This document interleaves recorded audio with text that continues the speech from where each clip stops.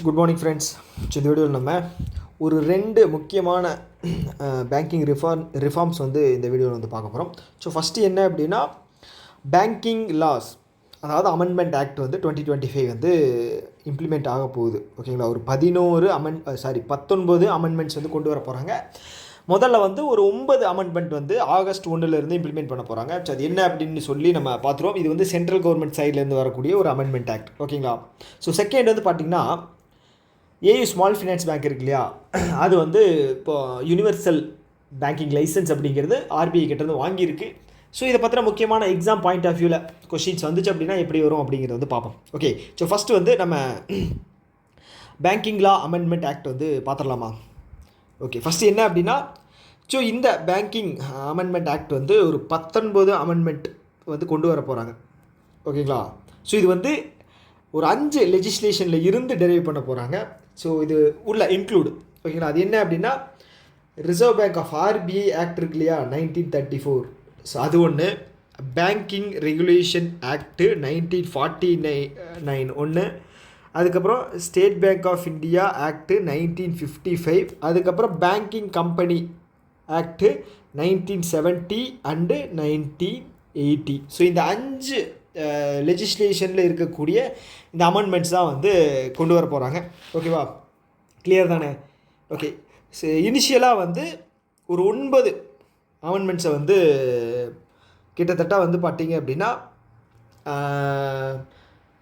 April கிடையாது, August 1 இருந்து இது வந்து இந்த 9 அமெண்ட்மெண்ட்ஸ் வந்து இம்ப்ளிமெண்ட் ஆக போகுது. Okay, so section 3, 4, 5, 15, 16, 17, 18, 19 and 20. So இதுதான் அந்த 9 அமெண்ட்மெண்ட்ஸோட செக்ஷன்ஸ். ஸோ இதில் முக்கியமானது என்ன அப்படின்னு பார்க்கணும்னா, ஒரு 3 அமெண்ட்மெண்ட் இருக்குது, ஒரு 3 to 4 இருக்குது. ஸோ அது மட்டும் எக்ஸாம் பாயிண்ட் ஆஃப் வியூவில் நம்ம வந்து முக்கியமாக தெரிஞ்சிக்க வேண்டியது. மற்றதெல்லாம் வந்து அந்தளவுக்கு இது கிடையாது. ஓகே, ஃபஸ்ட்டு என்ன அப்படின்னா, என்ன சொல்லியிருக்காங்க அப்படின்னு நான் ஒரு டைம் வாசித்தேன். ஓகேவா. Redefine the threshold of substantial interest from 5 lakh to 2 lakh, revising a limit that has remained unchanged since 1968. Okay, உங்களுக்கு வந்து இந்த சப்ஸ்டான்ஷியல் இன்ட்ரெஸ்ட் அப்படிங்கிறது என்னென்னு தெரிஞ்சால் தான் வந்து இந்த கொஷினே உங்களுக்கு புரியும். கரெக்டாக? ஸோ ஃபஸ்ட்டு நம்ம அது என்ன அப்படிங்கிறத தெரிஞ்சுக்கணும். ஸோ இந்த சப்ஸ்டான்ஷியல் இன்ட்ரெஸ்ட் அப்படிங்கிறது என்னென்னா, ஒரு கம்பெனியில் ஷேர் ஹோல்டர் இருக்கார் இல்லையா, அவர் வந்து ஒரு குறிப்பிட்ட அளவுக்கு மேலே வந்து ஷேர் அமௌண்ட்டோ இல்லை வந்து பார்த்துட்டிங்க அப்படின்னா என்ன சொல்கிறது, பெய்டப் கேபிட்டலோ வந்து வச்சுருக்காங்க அப்படின்னு வச்சுக்கோங்களேன்.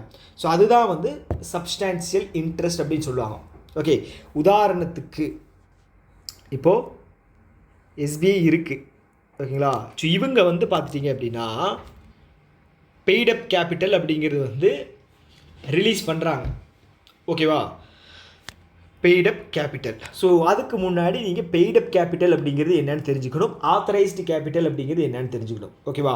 ஸோ இப்போ இந்த எஸ்பிஐ பேங்க் வந்து சம் எலிஜிபிலிட்டி இருக்குது. எதுக்கு அப்படின்னா, ஃபண்டு வந்து ரைஸ் பண்ணுறதுக்காக, அதாவது கேபிட்டல் வந்து கெயின் பண்ணுறதுக்காக, அதாவது கேதர் பண்ணுறதுக்காக மார்க்கெட்டில். ஓகே, ஸோ அப்போ கேபிட்டலை வந்து கேதர் பண்ணணும் அப்படின்னா எஸ்பிஐ வந்து எங்கே போவாங்க அப்படின்னா, ஃபஸ்ட்டு ப்ரைமரி மார்க்கெட்டில் போய் ஐபிஓ வந்து ரிலீஸ் பண்ணுவாங்க, இனிஷியல் பப்ளிக் ஆஃபரிங். ஓகேவா. ஸோ இவங்களுக்கு எலிஜிபிலிட்டி அப்படிங்கிறது வந்து கவர்மெண்ட் தருவாங்க. என்ன அப்படின்னா, நீங்கள் உங்களோட கம்பெனி படி வந்து பார்த்துட்டிங்க அப்படின்னா ஒரு 100 கோடி வரைக்கும் வந்து நீங்கள் கேபிட்டலை வந்து இது பண்ணுறதுக்காக எடுக்கிறதுக்கான உங்களுக்கு உரிமை இருக்குது, உங்களுக்கான எலிஜிபிலிட்டி இருக்குது அப்படின்னு சொல்லுவாங்க. அதுதான் வந்து ஆத்தரைஸ்டு கேபிட்டல், அதாவது மேக்ஸிமம் எலிஜிபிலிட்டி அப்படின்னு வச்சுக்கலாம், ஆத்தரைஸ்டு. ஆனால் எஸ்பிஐ என்ன பண்ணுறாங்க அப்படின்னா, எங்களுக்கு 50 கோடி மட்டும் போதும் அப்படின்னு சொல்லி ஐபிஓ வந்து ரிலீஸ் பண்ணுறாங்க, இனிஷியல் பப்ளிக் ஆஃபரிங் ரிலீஸ் பண்ணுறாங்க. ஓகே, ஸோ இதுதான் வந்து பெய்டப் கேபிட்டல். ஓகே, ஸோ இந்த பெய்டப் கேபிட்டல் இருக்கு இல்லையா, ஸோ இந்த பெய்டப் கேபிட்டலில் இருக்கிற அந்த ஷேர் வேல்யூ இருக்கு இல்லையா, அதுதான் வந்து என்ன சொல்கிறது, சப்ஸ்டான்ஷியல் இன்ட்ரெஸ்ட். ஓகே, ஸோ இது வந்து பார்த்தீங்க அப்படின்னா அமௌண்ட்டாகவும் சொல்லலாம் ஆர் இன்ட்ரெஸ்ட்டாகவும் சொல்லலாம். இது எதில் சொல்லுவாங்க அப்படின்னா, இந்த பெய்டப் கேபிட்டலோட இதில் தான் வந்து அமௌண்ட்டாகவும் சொல்லுவாங்க, இன்ட்ரெஸ்ட்டாகவும் சொல்லுவாங்க. ஓகே, இப்போ என்ன விஷயம் அப்படின்னா, 1968 காலகட்டங்களில், ஓகே 1968 காலகட்டங்களில் நமக்கு தெரியும் பணத்தோட மதிப்பு அப்படிங்கிறது ரொம்ப கம்மி. ஓகேவா. ஒரு பேங்க்கு இல்லை ஒரு கம்பெனி இருக்குது அப்படின்னு வச்சுக்கோங்களேன். ஸோ அவங்க பெய்டப் கேபிட்டல் ரிலீஸ் பண்ணுறாங்க அப்படின்னா அப்போ வந்து எவ்வளோக்கு ரிலீஸ் பண்ணியிருப்பாங்கன்னு நினைக்கிறீங்க? ஒரு 50 லட்சம் அந்த ரேஞ்சுக்கு தான் ரிலீஸ் பண்ணியிருப்பாங்க. அப்போது ஒருத்தர் வந்து 5 லட்ச ரூபா கொடுத்து அதை வாங்குறாரு அப்படின்னு வச்சுக்கோங்களேன். இல்லை அப்படின்னா 10%ன்னு வச்சுக்கோம். ஓகே, 10% அப்படின்னா இவர் வந்து பார்த்தீங்க அப்படின்னா மேக்ஸிமம் இதில் வந்து ஷேர் அப்படிங்கிறது வச்சுருக்காரு. அப்போது இவருக்கு வந்து உரிமை அப்படிங்கிறது இருக்குது. இதில் ஏதாவது முடிவெடுக்கிறதுல ப்ளஸ் வந்து கம்பெனியோட இன்வால்மெண்ட்டில் இவருக்கும் வந்து முடிவெடுக்கிறதுக்கான உரிமை இருக்குது. ஏன் அப்படின்னா பல்காக அமௌண்ட் வந்து இவர் வந்து இன்வெஸ்ட் பண்ணியிருக்காரு. ஸோ அப்போது லாஸ் ஆகுது அப்படின்னு இவருக்கு தெரிய வருது அப்படின்னா இவர் இன்டர்ஃபியர் பண்ணி லாஸ் ஆகுது அப்படிங்கிற மட்டும் காரணம் இல்லை, ஏதோ ஒன்று பெரிய பெரிய முடிவுகள் வந்து நீங்கள் வந்து ஓனாக எடுத்துக்கிட்டு இருக்கீங்க. நானும் ஒரு ஷேர் ஹோல்டர் தான், பெரிய லெவலுக்கு ஷேர் ஹோல்டர் தான், 10% ஷேர் வச்சுருக்கேன் பெய்டப் கேபிட்டலில், அப்போ நீங்கள் எங்கிட்டையும் வந்து முடிவுகள் கேட்கணும் அப்படின்னு சொல்லி சொல்கிறதுக்கு வாய்ப்பு இருக்குது, சொல்லுவாங்க. ஓகேவா. ஸோ இது 1968. ஸோ இப்போது எவ்வளோ பார்த்தீங்க அப்படின்னா 2025 இருக்கும். ஓகேங்களா. ஸோ இந்த பெய்டப் கேபிட்டலோட ரேஞ்சை வந்து அதாவது சப்ஸ்டான்ஷியல் இன்ட்ரெஸ்ட், ஓகே, இந்த 10% ஆர் 5 lakh அப்படின்னு இருக்கிறது வந்து பார்த்தீங்க அப்படின்னா சப்ஸ்டான்ஷியல் இன்ட்ரெஸ்ட். ஓகே. ஸோ இந்த சப்ஸ்டான்ஷியல் இன்ட்ரெஸ்ட்டு இந்த கேட்டகரியில் 5 லட்சத்துலேருந்து 10% ஆர் 10% வச்சுக்கிறவங்க வந்து சப்ஸ்டான்ஷியல் இன்ட்ரெஸ்ட் ஹோல்டராக இருக்கிறவங்களா இருப்பாங்க. அவங்களுக்கு எல்லா உரிமையும் இருக்குது. ஸோ இப்போது 2025 இந்த சப்ஸ்டான்ஷியல் அசர்ட் இதை வந்து பார்த்துட்டிங்க அப்படின்னா இன்ட்ரெஸ்ட்டை வந்து பார்த்தீங்க அப்படின்னா எந்த சேஞ்சும் பண்ணாமல் இது வரைக்கும் இருந்திருக்காங்க. ஸோ அப்போது 5 லட்சம் அப்படின்னு இருக்கிறது வந்து பார்த்தீங்கன்னா ஸோ இப்போ இதில் என்ன வந்து சொல்லுவாங்க அப்படின்னா 5 லட்சம் இல்லை அப்படின்னா 10%, இது எது கம்மியாக இருக்கோ அதுதான் எலிஜிபிள் அப்படின்னு சொல்லுவாங்க. ஓகேங்களா. குறைஞ்சபட்சம், ஓகேங்களா, அதுதான் எலிஜிபிள். 8 லட்சம் வச்சுருக்கலாம், இல்லை வந்து 5 லட்சம் வச்சுருக்கலாம், இல்லை 6 லட்சம் வச்சுருக்கலாம். ஆனால் 5 லட்சத்துக்கு மேலே வச்சுருந்தீங்க அப்படின்னா எலிஜிபிள். ஓகே. ஆனால் கம்பெனியோட பெய்டப் கேபிட்டல் வந்து பார்த்தீங்க அப்படின்னா ஒரு 80 லட்சம் அப்படின்னு வச்சுக்கோங்களேன். இதோட 10% என்னது 8 லட்சம். அப்போ இதில் எது கம்மின்னு பார்த்தீங்க அப்படின்னா 5 லட்சம் தான். ஸோ அப்போ 5 லட்சம் கம்மியாக இருக்குது இல்லையா, 10% வேல்யூவோட 5 லட்சம் கம்மியாக இருக்குது. அப்போ இதை தான் எடுத்துக்குவாங்க. 5 லட்சத்தை தான் வந்து சப்ஸ்டான்ஷியல் இன்ட்ரெஸ்ட்டாக வந்து எடுத்துக்குவாங்க. ஓகேவா, புரியுதா? ஓகே. ஸோ இப்போ என்ன ஆகுதுன்னு பார்த்தீங்கன்னா இப்போ 5 லட்சம் அப்படிங்கிறது இப்போ வரைக்கும் 5 லட்சம் தான் இருக்குது. அப்படிங்கும்போது இப்போ 5 லட்சத்தில் ஷேர் வச்சுக்கிறவங்களோட ஆட்களோட எண்ணிக்கை வந்து பார்த்துட்டிங்க அப்படின்னா நம்பர் அப்படிங்கிறது நிறைய இருக்கும். அப்போ எல்லாருமே கேள்வி கேட்க ஆரம்பிச்சிடுவாங்க. அப்போ என்ன சொல்கிறது, ஒரு எரிச்சலாக இருக்கும். இப்போது ஒரு கம்பெனி அதே எஸ்பிஐ வந்து இப்போது எவ்வளோ லான்ச் பண்ணுறாங்கன்னு வச்சுக்கோங்களேன், எஸ்பிஐ. ஸோ இப்போ வந்து பார்த்தீங்க அப்படின்னா ஒரு 50 கோடிக்கு வந்து லான்ச் பண்ணுறாங்க. ஓகேவா. ஒருத்தர் வந்து பார்த்தீங்க அப்படின்னா 6 லட்சத்துக்கு ஷேர் அப்படிங்கிறது வாங்குறாரு, கேபிட்டல் அப்படிங்கிறது வாங்குறாரு. இன்னொருத்தர் வந்து பார்த்தீங்க அப்படின்னா இதோட 10% வந்து வாங்குறாருன்னு வச்சுக்கோங்களேன். எவ்வளவு, 5 கோடி வாங்குறாரு. ஓகே. ஸோ அவங்க என்ன சொல்லியிருக்காங்க, ஒரு first person, second person. So அவங்க என்ன சொல்லியிருக்காங்க அப்படின்னா முன்னாடி இருந்த ரூல்ஸ் என்ன அப்படின்னா இவர் வந்து 10%, இவர் வந்து பார்த்தீங்க அப்படின்னா 5 லட்சத்துக்கு மேலே. ஸோ அப்போது இவரும் வந்து இதில் வந்து சப்ஸ்டான்ஷியல் இன்ட்ரெஸ்ட் வச்சுருக்கிற ஒரு நபர் தான் ஃபஸ்ட்டு பர்சனும். செகண்ட் பர்சனும் வந்து பார்த்துட்டிங்க அப்படின்னா சப்ஸ்டான்ஷியல் அசர்ட் வச்சுருக்கிற ஒரு நபர் தான். ஏன் அப்படின்னா எது கம்மியாக இருக்கோ அதை தான் கணக்கில் எடுத்துக்கணும் அப்படின்னு சொல்லியிருக்காங்க. அப்போ 5 லட்சம் அப்படிங்கிறது தான் கணக்கில் எடுத்துக்க முடியும். அப்போ இவர் 6 லட்சம் வச்சுருக்காரு, இவருக்கும் ஒரு தலையிடுறதுக்கான முழு உரிமை இருக்குது. இவர் 5 கோடி வச்சுருக்கிறவருக்கும் ஒரே இதுதான். ஸோ அப்போ இதை கம்மி பண்ணணும், காலத்துக்கு தகுந்த மாதிரி கம்மி பண்ணணும் அப்படின்னு சொல்லிட்டு கொண்டு வந்த ஒரு இதுதான் வந்து பார்த்தீங்க அப்படின்னா இந்த ஒரு அமெண்ட்மெண்ட் இதில். ஓகே. ஸோ இப்போ அந்த 10% அப்படிங்கிறது அப்படியே வச்சுருக்காங்க. ஓகே. ஸோ இப்போ வந்து பார்த்தீங்கன்னா அப்படின்னா இந்த இது மட்டும் மாற்றிட்டாங்க, அந்த வேல்யூ மட்டும் மாற்றிட்டாங்க. நீங்கள் வச்சுருக்கிற ஷேர் ஹோல்டிங் அந்த இது அமௌண்ட்டு இது வந்து பார்த்தீங்க அப்படின்னா 2 கோடி வரைக்கும் வச்சுருந்துருக்கணும். ஓகே. 2 கோடி மினிமம், இல்லை அப்படின்னா 2 கோடிக்கு மேலே, 2 கோடிக்கு மேலே, இல்லைன்னா வந்து 10%. எது கம்மியாக இருக்கோ அதுதான் வந்து எலிஜிபிள் அப்படிங்கிற மாதிரி சொல்லிட்டாங்க. உங்களுக்கு புரிஞ்சிருக்கும்னு நான் நம்புகிறேன். ஓகே. சப்போஸ் எதாவது புரியல அப்படின்னா கீழே கமெண்ட் பாக்ஸில் சொல்லுங்கள், நான் உங்களுக்கு அடுத்த வீடியோவில் கிளியராக எக்ஸ்பிளைன் பண்ணுறேன். ஓகேவா. ஸோ இப்போ வந்து நமக்கு தெரிஞ்சிச்சு த்ரெஷோல்டு அப்படிங்கிறது என்னென்னு தெரிஞ்சிச்சு இல்லையா. ஸ்டார்டிங்னு வச்சுக்கலாம், ஸ்டார்டிங் சப்ஸ்டான்ஷியல் இன்ட்ரெஸ்ட்டோட ஸ்டார்டிங் இது வந்து 5 லட்சத்துலேருந்து 2 லட்சமாக வந்து மாற்றிட்டாங்க. சார் 2 கோடியாக மாற்றிருக்காங்க, மன்னிச்சுங்க 2 கோடி. ஓகே. இது வந்து 1968 இருந்து மாறாமல் இருந்துச்சு. 1968 எப்படி ஞாபகம் வச்சுக்கலாம்னா 69 நமக்கு நேஷ்னலைஸ் பண்ணாங்க இல்லையா, அதுக்கு முன்னாடி ஒரு வருஷம் அப்படின்னு ஞாபகம் வச்சுங்க. ஓகே. ஸோ அடுத்து வந்து பார்த்தீங்க அப்படின்னா align director tenures in cooperative banks with the 97 constitutional amendment by increasing the maximum tenure from 8 years to 10 years excluding chairperson and whole time director. Okay, so இது என்ன அப்படின்னா, கோஆப்ரேட்டிவ் பேங்க்ஸ் இருக்காங்க இல்லையா, so அதில் இருக்கக்கூடிய டைரக்டர்ஸ் யார் யாரை தவிர்த்துட்டுன்னு பார்த்தீங்கன்னா ஹோல் டைம் டைரக்டர்ஸ்னு இருப்பாங்க, சேர்மேன். ஸோ இவங்களை தவிர்த்துட்டு டைரக்டர்ஸாக இருக்கிற எல்லாரோட வயசு வந்து பார்த்தீங்க அப்படின்னா, வயசு கிடையாது, டென்யூர், பதவிக்காலம் வந்து 8 வருஷம் தான் இருந்துச்சு முன்னாடி. இப்போ வந்து அதை 2 வருஷம் அதிகம் பண்ணி 10 வருஷமாக வந்து மாற்றியிருக்காங்க. ஓகே, 10 வருஷமாக மாற்றிருக்காங்க. 10 வருஷம் இன்னும் எக்ஸ்ட்ரா 2 வருஷம் கூட அப்பாயிண்ட் பண்ணி வச்சுக்கலாம். ஓகே, இதுதான் விஷயம். ஸோ அடுத்தது வந்து ஃபஸ்ட்டு நியூஸ் எக்ஸ்பிளைன் பண்ண மட்டும் தான் கொஞ்சம் டைம் எடுத்துச்சு. ஏன்னா அது வந்து புரியாமல் போச்சு அப்படின்னா கஷ்டம். ஓகே, ஜஸ்ட்டு வந்து நம்ம ரீட் பண்ணி இது பண்ண மாதிரி மட்டும் ஆயிரும். ஸோ அதுக்காக தான் அவ்வளோ டைம் எடுத்துக்கிட்டது. அடுத்து வந்து public sector banks will now be permitted to transfer unclaimed shares interest bond redemption amounts to investors education protection fund. Okay, so இப்படி இதோட ஸ்டாப் பண்ணிக்கோ. இது வரைக்கும் நான் எக்ஸ்பிளைன் பண்ணிடுறேன் ஃபஸ்ட்டு என்ன அப்படிங்கிறது. ஓகே, இப்போ ஆர்பிஐ இருக்காங்க. ஆர்பிஐ வந்து என்ன பண்ணியிருக்காங்க அப்படின்னா, அன்கிளைம்டு டெபாசிட் அப்படிங்கிறது அக்கௌண்ட்டில் இருக்கிற பணம். கரெக்டாக, அக்கௌண்ட்டில் இருக்கிற பணம் வந்து அன்கிளைம்டு டெபாசிட்டாக 10 வருஷம் ஆச்சு அப்படின்னா எல்லா பேங்க்கும் என்ன சொல்கிறாங்க அப்படின்னா, நீங்கள் வந்து டெபாசிட்டர்ஸ் எஜுகேஷன் அவேர்னஸ் ஃபண்டில் வந்து நீங்கள் இதை வந்து பணத்தை வந்து ட்ரான்ஸ்ஃபர் பண்ணணும் அப்படின்னு சொல்லுவாங்க. எவ்வளோ வருஷம்? 10 வருஷம் ஆனதுக்கப்புறம். ஸோ அதே மாதிரி இந்த பேங்க்குக்கு வச்சிருக்கிற அசர்ட்டில் இன்வெஸ்ட் பண்ணவங்க, பேங்க்கோட ஷேராக இருக்கலாம், இன்ட்ரெஸ்ட்டாக இருக்கலாம், பாண்ட் இருக்கு இல்லையா, ஸோ அதாக இருக்கலாம்.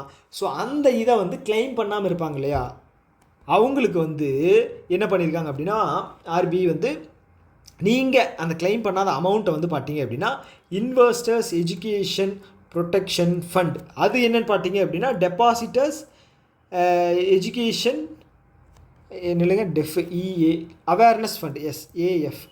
ஓகே, இது வந்து பார்த்தீங்கன்னா இன்வெஸ்டர்ஸ் எஜுகேஷன் ப்ரொடெக்ஷன் ஃபண்டு, இது வந்து டெபாசிட்டர்ஸ் எஜுகேஷன் அவேர்னஸ் ஃபண்டு. இது வந்து டெபாசிட்ஸு, இது வந்து அசர்ட்ஸை கிளைம் பண்ணாமல் இருக்குது. அசர்ட்ஸில் வந்து என்னென்ன வரும் அப்படின்னா, ஷேர் வரும், பாண்டோட இன்ட்ரெஸ்ட் வரும், இதெல்லாமே வரும். ஓகேங்களா, ஸோ இதெல்லாம் கிளைம் பண்ணாமல் இருக்காங்க அப்படின்னா வந்து இந்த அமௌண்ட் இந்த அக்கௌண்ட்டுக்கு வந்து ட்ரான்ஸ்ஃபர் பண்ணி சொல்லியிருக்காங்க. ஓகேங்களா, ஸோ இதில் வந்து பார்த்துட்டோம் நம்ம 10 வருஷம் வந்து கிளைம் பண்ணாமல் இருக்கிற அமௌண்ட். ஸோ இது வந்து பார்த்தீங்க அப்படின்னா 7 வருஷம் வந்து கிளைம் பண்ணாத அமௌண்ட் வந்து இதுக்கு ட்ரான்ஸ்ஃபர் பண்ணணும் அப்படி சொல்லியிருக்காங்க. ஓகே, ஸோ இந்த அமௌண்ட், இந்த ஷேர் இதெல்லாம் இருக்கு இல்லையா, இது கிளைம் பண்ணுறதுக்காக வந்து ரீசெண்டாக வந்து நிவாசிக் ஷிவீர், அப்புறம் வந்து நிறைய இது வந்து insurance education protection fund authority, இவங்களும் செபியும் சேர்ந்து நிறைய ஃபண்ட் இதெல்லாம் வந்து அவேர்னஸ் ப்ரோக்ராம் எல்லாம் வந்து நிறைய கண்டக்ட் பண்ணிகிட்டு இருக்காங்க. அதே மாதிரி நீங்கள் டெபாசிட்டர்ஸ் எஜுகேஷன் அவேர்னஸ் ஃபண்டு வந்து கிளைம் பண்ணணும் அப்படின்னா உத்காம் போர்ட்டலில் போய் நீங்கள் வந்து ரெஜிஸ்டர் பண்ணி உங்களோட அமௌண்ட்டை வந்து கிளைம் பண்ணிக்கலாம். ஓகே, இதுதான் விஷயம். ஓகேவா, பெரிய இதெல்லாம் கிடையாது. ஸோ அடுத்தது வந்து பார்த்துட்டிங்க அப்படின்னா இதோட நிப்பாட்டணும், இங்கிருந்து ஸ்டார்ட் பண்ணோம். Bringing them in line with practices followed by companies under the companies act. Okay, இதோட முடிஞ்சு. அதுக்கப்புறம் வந்து இதிலிருந்து the amendments also empower public sector banks to offer remuneration to statutory auditors financing the engagement of high quality audit professionals and enhancing audit standards. Okay, so இப்போது ஒரு என்ன சொல்கிறது, ஒரு ஸ்டாண்டர்டைஸ்டு ஆடிட்டர்ஸ் அப்படின்னு ஒருத்தங்க இருப்பாங்க பேங்க்கில். ஓகேங்களா, ஸோ ஏதாவது ஒரு வெளியில் ஆடிட் ஒர்க் ஏதாவது இருக்குது அப்படின்னா அவங்கள ஹையர் பண்ணி அந்த ஆடிட் ஒர்க்குக்கு சென்ட் பண்ணி அவங்க இது பண்ணுவாங்க. அந்த அமௌண்ட் வந்து பார்த்துட்டிங்க அப்படின்னா யார் தருவாங்க அப்படின்னு பார்த்தீங்கன்னா RBI plus government of India, இவங்க 2 பேரும் சேர்ந்து தான் வந்து இந்த அமௌண்ட் அப்படிங்கிறது அந்த ஆடிட்டருக்கு வந்து தருவாங்க. ஸோ இப்போ என்ன சொல்லியிருக்காங்க அப்படின்னா, இந்த நியூ அமெண்ட்மெண்ட் படி பேங்க் எதுவோ, எந்த பேங்க் செலக்ட் பண்ணுதோ அந்த பேங்க்கே வந்து அவங்களுக்கான அமௌண்ட்டை வந்து சார்ஜை வந்து அவங்களே தந்துக்கலாம் அப்படிங்கிறத சொல்கிறது தான் வந்து இந்த அமெண்ட்மெண்ட். ஓகேங்களா, அவ்வளோதான். ஓகே, ஸோ இந்த 3 விஷயந்தான் ரொம்ப இந்த 4 விஷயந்தான் வந்து ரொம்ப முக்கியமானது. ஸோ இது எப்போ இருந்து இம்ப்ளிமெண்ட் ஆகுது, ஃபஸ்ட்டு கேள்வி கேட்டாங்க அப்படின்னா எப்படி தெரியுமா கொஷின்ஸ் எக்ஸாமில் வரும். ஃபஸ்ட்டு வந்து பார்த்துட்டிங்க அப்படின்னா இந்த அமெண்ட்மெண்ட் வந்து எப்போ இருந்து இம்ப்ளிமெண்ட் ஆகுது அப்படின்னு கேட்பாங்க. ஓகே, எப்போ இருந்து இம்ப்ளிமெண்ட் ஆகுது, ஆகஸ்ட்டு ஒன்று. செகண்ட் வந்து பார்த்தீங்க அப்படின்னா எவ்வளோ அமெண்ட்மெண்ட்ஸு ஓவரால் அப்படின்னு கேட்பாங்க, 19. ஸோ ஆகஸ்ட் 1 எவ்வளோ வருது அப்படின்னு கேட்பாங்க, 9. அடுத்தது வந்து மூணாவது வந்து பார்த்தீங்க அப்படின்னா இந்த இது இருக்கு இல்லையா, அந்த அஞ்சு லெஜிஸ்லேஷன் இருக்கு இல்லையா, அந்த 5 லெஜிஸ்லேஷனில் ஆட் ஒன் அவுட்டில் கேட்கலாம். ஓகே, அடுத்தது 4வது கொஸ்டின் வந்து பார்த்தீங்க அப்படின்னா சப்ஸ்டான்ஷியல் இன்ட்ரெஸ்ட் இருக்கு இல்லையா, அது எந்த அமௌண்ட்லேருந்து எவ்வளோ இன்க்ரீஸ் பண்ணியிருக்காங்க அப்படின்னு கேட்கலாம். ஓகே, இல்லை அப்படின்னா பர்சன்டேஜ் வந்து கேட்கலாம். இல்லை 5வது என்ன அப்படின்னா இந்த சப்ஸ்டான்ஷியல் இன்ட்ரெஸ்ட் வந்து கடைசியாக எப்போ சேஞ்ச் பண்ணாங்க அப்படின்னு கேட்கலாம். ஓகே, அடுத்தது வந்து பார்த்தீங்க அப்படின்னா அந்த டென்யூர், கோஆப்ரேட்டிவ் பேங்க்ஸ் இருக்கு இல்லையா, அதனுடைய டேரக்டர்ஸ் டென்யூரு எக்ஸ்க்ளூடிங் யார் அப்படின்னு கேட்கலாம். டென்யூர் வந்து கேட்கலாம், 8லேருந்து 10 மாற்றிட்டாங்க அப்படின்னு. ஸோ அடுத்தது வந்து பார்த்தீங்க அப்படின்னா அந்த இந்த ஐஇபிஎஃப் இருக்கு இல்லையா, இது எத்தனாவது கேள்வி, 1 2 3 4 5 6 7 8 9வது கேள்வி. இந்த ஐஇபிஎஃப் இதோட ஃபுல் ஃபார்ம் என்ன அப்படின்னு ஏதாவது ஒரு வேர்டு இது வந்து கேட்கலாம். ஓகே, அவ்வளோதான். ஸோ இவ்வளோ கொஷின்ஸ் இருக்குது இதில். ஓகே, ஸோ இவ்வளோ தான், கிளியர் இல்லை? ஸோ ஓகே, அடுத்த நியூஸ் போயிடலாமா? அடுத்த நியூஸ் என்ன அப்படின்னா இப்போ ரீசெண்டாக வந்து ஏயு ஸ்மால் ஃபினான்ஸ் பேங்க் வந்து யூனிவர்சல் பேங்கிங் லைசன்ஸ் அப்படிங்கிறது வாங்கியிருக்காங்க. ஓகேவா, யார்கிட்டருந்து? ஆர்பிஐ கிட்டேருந்து. ரொம்ப நாள் ரிக்வெஸ்ட் வச்சு இப்போ வந்து ரீசெண்டாக வந்து வாங்கியிருக்காங்க. ஸோ ஓகே, இந்த ஏயு ஸ்மால் ஃபினான்ஸ் பேங்க்கு எங்கே இருக்குது? ஏயு ஸ்மால் ஃபினான்ஸ் பேங்க் எங்கே இருக்குது சொல்லுங்க. Okay, AU small finance bank எங்கே இருக்குது? ஜெய்ப்பூரில் இருக்குது, ராஜஸ்தான். ஜெய்ப்பூர், ராஜஸ்தான். இதனுடைய எம்டி அண்ட் சிஇஓ வந்து பார்த்திங்கன்னா சஞ்சய் அகர்வால். கரெக்டு தானே? ஸோ இது வந்து என்ன சொல்கிறது, ஒரு பெரிய ஸ்மால் ஃபினான்ஸ் பேங்க். ஓகேங்களா, மொத்தம் எவ்வளோ? 11 ஸ்மால் ஃபினான்ஸ் பேங்க் இருக்கு இல்லையா, இது போயிடுச்சு அப்படின்னா 10 தான் இருக்கும். ஓகே, ஸோ இப்போது இது லைசன்ஸ் வாங்கியிருக்கு. ஸோ லைசன்ஸ் வாங்குறதுக்கான எலிஜிபிலிட்டி என்ன அப்படின்னு சொல்லி கொஸ்டினில் கேட்பாங்க. ஓகே, ஸ்டேட்மெண்ட் பேஸ்டு கொஸ்டின்ஸ் வருது, 2 மார்க்கில் வருது அப்படின்னா அந்த மாதிரி தான் கேட்பாங்க. ஓகே, எந்த பேங்க் வாங்குச்சு அப்படின்னு கேட்டால் நம்ம எல்லாருமே ஈஸியாக ஆன்சர் பண்ணிடுவோம். சிஇஓ கேட்டாலும் சரி, இது ஹெட் குவார்ட்டர்ஸ் கேட்டாலும் நம்ம ஈஸியாக வந்து ஆன்சர் பண்ணிடுவோம். ஸோ அவன் எப்படி கொஸ்டின் கேட்பான் அப்படின்னா இதுக்கான எலிஜிபிலிட்டி என்ன அப்படின்னு கேட்பான். ஃபஸ்ட்டு எலிஜிபிலிட்டி என்ன அப்படின்னா, இல்லைங்க பெண்ணு கலர் மட்டும் மாற்றிக்கிறேன், பிங்க்கு போடுவோம். ஃபஸ்ட்டு எலிஜிபிலிட்டி என்ன அப்படின்னா இதோட கேபிட்டல் ரிக்யர்மெண்ட் வந்து 1000 கோடி. செகண்ட் வந்து பார்த்தீங்க அப்படின்னா இதோட ட்ராக் ரெக்கார்டு அப்படிங்கிறது 5 வருஷத்துக்கு சாட்டிஸ்ஃபை பண்ணணும். 5 years track record, 5 years track record. மூணாவது வந்து பார்த்தீங்க அப்படின்னா இதோட gross and net NPA. Gross NPA அப்படிங்கிறது ஒட்டுமொத்த கிராஸ் என்பிஏ வந்து பார்த்தீங்க அப்படின்னா 3% கம்மியாக இருக்கணும். ஓகேங்களா, 3% கம்மியாக இருக்கணும். நெட் என்பிஏ வந்து பார்த்தீங்க அப்படின்னா 1% கம்மியாக இருக்கணும். ஓகேங்களா, 1% கம்மியாக இருக்கணும். ஒரே நிமிஷம் இல்லைங்க, ஐயோ சரி இது இப்படியே இருக்கட்டும். இதுக்கப்புறம் நான் இது பண்ணேன் அப்படின்னு வச்சுக்கோங்களேன், போயிடும். ஸோ இது வந்து க்ளோஸ் ஆகாது இந்த டைட்டில் பாக்ஸு. ஸோ ஓகே, நான் இப்படியே சொல்லிடுறேன். ஓகே, பார்த்துட்டோம், 1% கம்மியாக இருக்கணும். அடுத்தது 4வது வந்து பார்த்துட்டிங்க அப்படின்னா இது ரெகக்னைஸ்டு ஸ்டாக் மார்க்கெட் ஏதாவது ஒரு இதில் வந்து லிஸ்ட் பண்ணியிருந்துருக்கணும். Okay, either Bombay stock exchange or national stock exchange ஏதாவது ஒரு இதில் வந்து லிஸ்ட் பண்ணியிருந்துருக்கணும். ஓகே, அடுத்தது 5வது என்ன? 5வது வந்து ஓகே, இதோட நெட் ப்ராஃபிட் வந்து 2 வருஷம் இருக்கணும். நெட் ப்ராஃபிட் அப்படிங்கிறது 2 வருஷம் கண்டினியூஸாக இருக்கணும். நெட் ப்ராஃபிட் வந்து இருக்கணும் 2 வருஷத்துக்கு, 2 இயர்ஸ். 6வது வேறு என்ன இருக்குது இதில்? லிஸ்ட்டு பண்ணியாச்சு, இது பண்ணியாச்சு. ஓகே,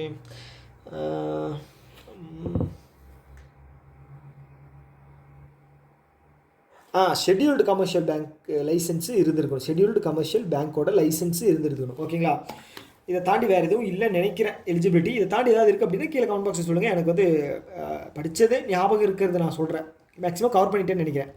ஓகே, ஸோ இதுதான் வந்து எலிஜிபிலிட்டி க்ரைட்டீரியா. உங்களுக்கு புரிஞ்சிருக்குன்னு நான் நினைக்கிறேன். ஓகே, ஸோ இந்த வீடியோ வந்து எப்படி இருந்துச்சு, இதை பற்றின கருத்துக்கள் ஏதாவது இருக்குது அப்படின்னா கீழே வந்து கமெண்ட் பாக்ஸில் சொல்லுங்கள் கண்டிப்பாக. ஓகே, கேட்டிருந்தீங்க, உங்கள் சைடில் இருந்தால் ரிக்வஸ்ட் வந்துருந்துச்சு. இதை அமெண்ட்மெண்ட் ஆக்டை வந்து நீங்கள் சொல்லுங்கள், பேங்கிங் இப்போ ரீசெண்ட் அமெண்ட்மெண்ட்ஸ் வந்து நீங்கள் சொல்லுங்கள் அப்படின்னு சொல்லியிருந்தீங்க. ஸோ அதுக்கு நான் ஒரு 2 நாள் டைம் கேட்டிருந்தேன். ஸோ அதுபடி நான் வந்து கண்டென்ட் ரெடி பண்ணி நோட்ஸ் எல்லாம் எடுத்து பண்ணணும் இல்லையா? ஸோ அதுக்காக தான். ஓகே, ஸோ இன்னொரு வீடியோ மீட் பண்ணலாம். Tata, bye bye.